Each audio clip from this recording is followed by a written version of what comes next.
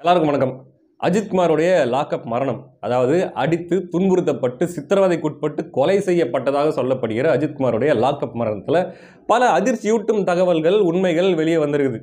அதில் முதல் செய்தி என்ன அப்படின்னா, போலீஸ் தரப்பில், காவல்துறை தரப்பில் சொல்லப்பட்டிருக்கிற அந்த முதல் தகவல் அறிக்கை, எஃப்ஐஆர் என்ன சொல்லியிருக்கிறாங்கன்னா, அதாகப்பட்டதுங்க, அவர் நகையை திருடியிருக்கலாம் என்ற அடிப்படையில், அவர் மேல் வைக்கப்பட்ட குற்றச்சாட்டின் அடிப்படையில் நாங்கள் அவரை பிடிக்கிறதுக்காக போனோம். எங்களை பார்த்ததுமே அவர் என்ன பண்ணிட்டாரு, ஓட ஆரம்பிச்சிட்டாரு. ஓடும்போது என்ன பண்ணிட்டாரு, கால் தடுக்கி கீழே விழுந்துட்டாரு. அப்படி கீழே விழுந்த அந்த அதிர்ச்சியில் அவருக்கு வலிப்பு வந்துருச்சு. அப்படி என்ன பண்ணிட்டாரு, அந்த வலிப்பு வந்து அதுலேயே அவர் இறந்து போயிட்டாரு. இப்படியான ஒரு முதல் தகவல் அறிக்கை என்கிற ஒரு மாபெரும் உண்மையை போலீஸ் வந்து கொடுத்துருக்கு. முதல் தகவல் அறிக்கையாக கொடுத்துருக்குது.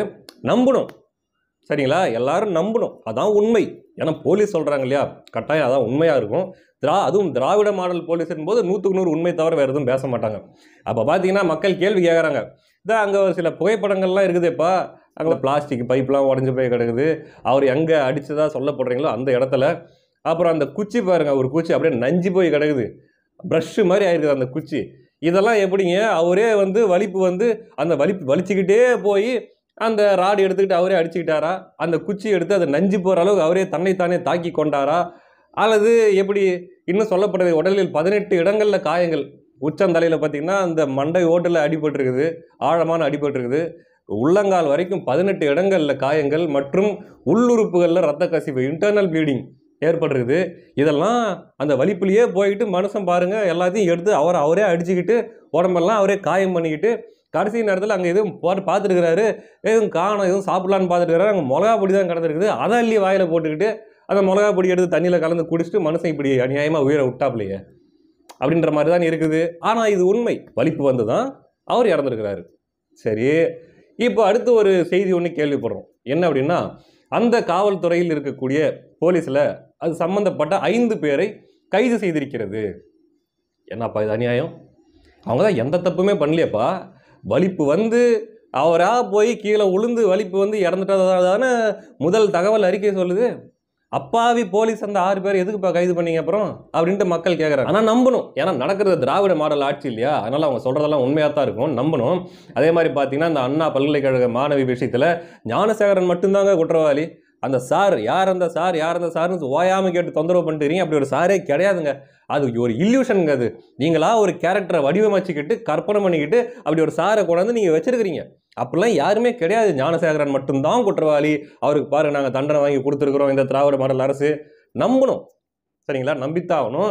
இதில் அதை விட ஒரு மிகப்பெரிய உண்மையை வந்து இப்போ முதலமைச்சர் மு க ஸ்டாலின் அவர்கள் சொல்லியிருக்காரு. அது என்ன உண்மை தெரியுமா? நேற்று ட்வீட் போட்டிருக்காரு. என்ன அப்படின்னா, குற்றங்கள் நடக்காமல் தடுக்கப்பட வேண்டும். மீறி நடந்தால் அதில் ஈடுபட்டவர் ரவுடியானாலும் அரசியல் பின்புலம் கொண்டவரானாலும் காவலரே ஆனாலும் அதற்கான தண்டனையை விரைவில் பெற்றுத்தந்து நீதி நிலைநாட்டப்படும் ஆட்சியாகத்தான் டிராவிடியன் மாடல், தமிழில் கூட திராவிட மாடல் கிடையாது, டிராவிடியன் மாடல் அரசு திகழ்ந்து வருகிறது. அதாவது செய்யப்படும் கிடையாது, திகழ்ந்து வருகிறது. இந்த 4 ஆண்டுகளாக இப்படி வந்து ரவுடியானாலும் அரசியல் பேக்ரவுண்ட் இருக்கிறவங்களானாலும் போலீஸே ஆனாலும் தண்டனை பெற்று நீதியை நிலைநாட்டப்படும் ஆட்சியாக டிராவிடியன் மாடல் ஆட்சி திகழ்ந்து வருகிறது. நம்பிட்டீங்களா? நம்பணும். ஆமாம். அடுத்து, போதைப் பொருள், கள்ளச்சாராயம், பெண்கள் பாதுகாப்பு, லாக்அப் மரணங்கள் போன்றவற்றில் யார் கடமை தவறினாலும் அரசின் நடவடிக்கை மிக மிக கடுமையாக இருக்கும் என்பதை சட்டம் ஒழுங்கு குறித்த இன்றைய ஆய்வுக் கூட்டத்தில் வலியுறுத்தினேன். இப்போதான் ஆய்வு பண்ணிட்டு இருக்காப்புல, 4 வருஷம் கழிச்சு நிறைய பேர், அந்த பெரிய பெரிய ஆளுங்கள்லாம், அந்த போலீஸு அங்கே அந்த துறையில் இருக்கிறவங்களாம் உட்கார வச்சு ஆய்வு பண்ணிட்டு இருக்கிறாரு. ஆய்வுக் கூட்டத்தில் வலியுறுத்தியிருக்கிறாரு. இப்போ தான் சரி, ஓகே. அந்த ஆய்வுக் கூட்டத்தில் அது சம்மந்தப்பட்ட அதிகாரிகளெல்லாம் உட்கார வச்சு ஒரு ஃபோட்டோ எடுத்து போட்டிருக்காப்புல நம்ம முதலமைச்சர். நம்ம முதல்வருக்கு அது பிடிக்கும், ஃபோட்டோ எடுக்கிறது, ஷூட்டிங் எடுக்கிறது, அது சோஷியல் மீடியாவில் போடுறது, எத்தனை லைக்ஸ் வந்துருக்குதுன்னு பார்க்குறது, அதெல்லாம் நல்லா என்ஜாய் பண்ணாப்புல. இப்போ என்ன கேள்வி கேட்குறாங்கன்னா, இப்போ தான் நீங்கள் ஆய்வே பண்ணுறீங்களா? அப்போ இந்த 4 வருஷ திராவிட மாடல் ஆட்சியில் இந்த போதைப் பொருள், கள்ளச்சாராயம், இந்த பெண்களுக்கு எதிரான குற்றங்கள், லாக்அப் மரணங்கள், இதெல்லாம் எப்படி தடுக்கிறதுன்னு இப்போ தான் உட்காந்து ஆய்வு பண்ணிட்டுருந்தீங்கன்னா, இப்போ 4 வருஷம் திராவிட மாடல் ஆட்சியில் என்ன பண்ணிட்டு இருந்தீங்க அப்படின்னு கேட்குறாங்க. அதெல்லாம் நீங்கள் கேட்கக்கூடாது. அதுக்கு முந்தின பேராகிராஃப் பார்த்தீங்களா, என்ன சொல்லியிருக்காரு?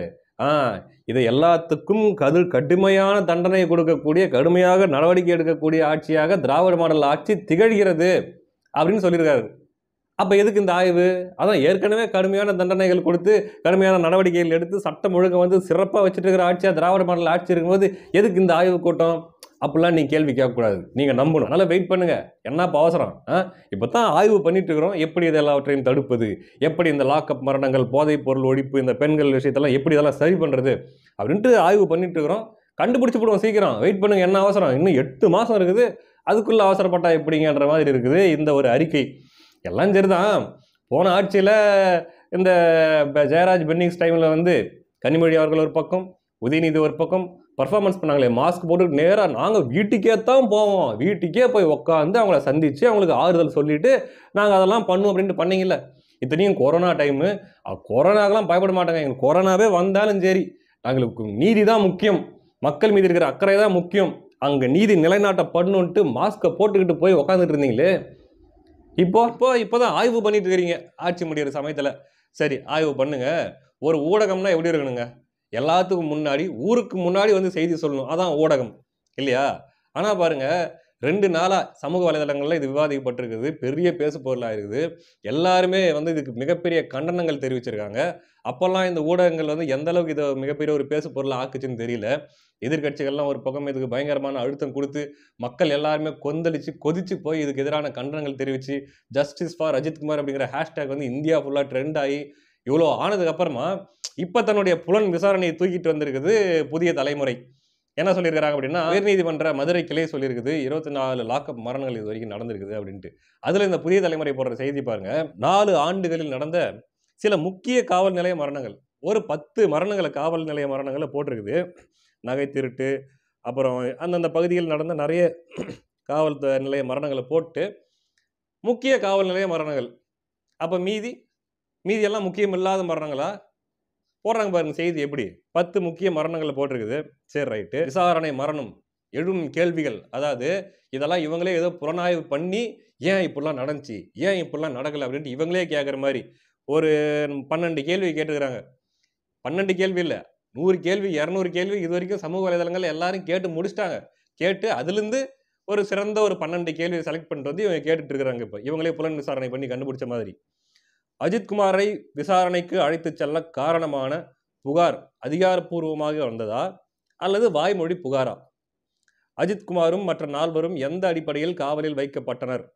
24 மணி நேரத்திற்குள் நீதிமன்றம் அழைத்துச் செல்ல வேண்டிய கட்டுப்பாடுகள் பின்பற்றப்பட்டதா? 5 நீதிமன்ற ஊழியர்களும் ஒரே நேரத்தில் விடுப்பில் இருந்தனர் என்பது உண்மையா? விசாரணை மேற்கொள்ளப்பட்ட இடங்கள் களம், ஆற்றோரம். இதான் விசாரணை மேற்கொள்ளப்பட்ட இடங்கள். கோயில் வளாகம் ஒன்று இருக்குது, அது இவங்க ஆட் பண்ண காணும். அரசு அங்கீகரித்த விசாரணை இடங்களா? விசாரணைக்கு அழைத்துச் சென்ற காவல்துறை அதிகாரிகள் யார்? அஜித்குமார் எப்போது மருத்துவமனைக்கு கொண்டு செல்லப்பட்டார்? அஜித்குமாருடைய குடும்பத்தினருடன் பேச்சுவார்த்தை நடத்திய திமுக நிர்வாகிகள் யார்? மருத்துவமனையில் அனுமதிக்க மறுத்த தனியார் மருத்துவமனை எது? ஏன் அனுமதிக்கவில்லை? அஜித்குமார் இறந்த நேரம் எப்போது? விசாரணையின் போது மருத்துவமனைக்கு சென்ற பிறகா? விசாரணையின் போதா அல்லது மருத்துவமனைக்கு சென்ற பிறகா? அஜித்குமாரின் பிரேத பரிசோதனை தாமதம் ஏன்? காரணம் யார்? இந்த கேள்வியெல்லாம் கேட்டு முடிச்சிட்டாங்க எல்லாருமே. நேத்தே எல்லாம் முடிஞ்சு போச்சு. இப்ப தூக்கிட்டு வந்து தான் ஒரு பெரிய புலன் விசாரணை பண்ற மாதிரி இந்த புதிய தலைமுறை வந்து இத்தனை கேள்வி கேட்டிருக்கு. இதே போன தடவை ஜெயராஜ் பென்னிங்ஸ் வழக்கப்போ இந்த ஊடகங்கள், இந்த நட்ட நடுநிலை ஊடகங்கள், இவங்க அடிச்ச குட்டிக்கரணங்கள், ஸ்டண்ட்டுகள் என்னென்ன பண்ணிட்டு இருந்தாங்கன்னு நீங்க பார்த்திருப்பீங்க. அடுத்தடுத்து செய்திகள் தொடர்ச்சியா வந்து எடப்பாடி அரசே இப்படி அப்படின்ட்டு வந்து செய்திகளை போட்டு தள்ளிட்டு இருந்தாங்க.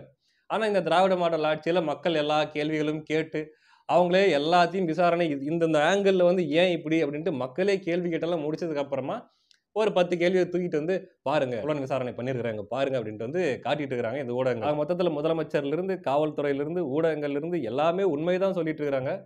மக்கள் நம்பணும். 2021 மக்கள் நம்பினார்கள். விடியல் வரப்போகுது அப்படின்னு நம்பினாங்க. அதே மாதிரி ஆட்சிக்கு வந்த உடனே நீட்டு ஒரே ஓட்டமா ஒரே போயிருமுடா ஒரே கையெழுத்துலன்னு நம்பினாங்க. அதே மாதிரி பழைய ஓய்வூதிய திட்டம் அரசு வேலை செய்கிறவர்களுக்கு வந்து வழங்கப்படும் நம்பினாங்க. கரண்ட் பில்லு குறையும் இப்படி நிறைய நம்பினாங்க. நீங்க கொடுத்த அறிக்கையெல்லாம் நம்பினாங்க. இப்ப நீங்க சொல்லிட்டு இருக்கீங்க இல்லையா இந்த கதைகள், இதையும் நம்பிட்டு இருக்கிறாங்க. இந்த நம்பிக்கையின் வெளிப்பாடு 2026 தேர்தல் அப்ப தெரியும். மக்கள் உணர்த்துவார்கள். அடுத்த காணொளியில் சந்திக்கலாம். நன்றி.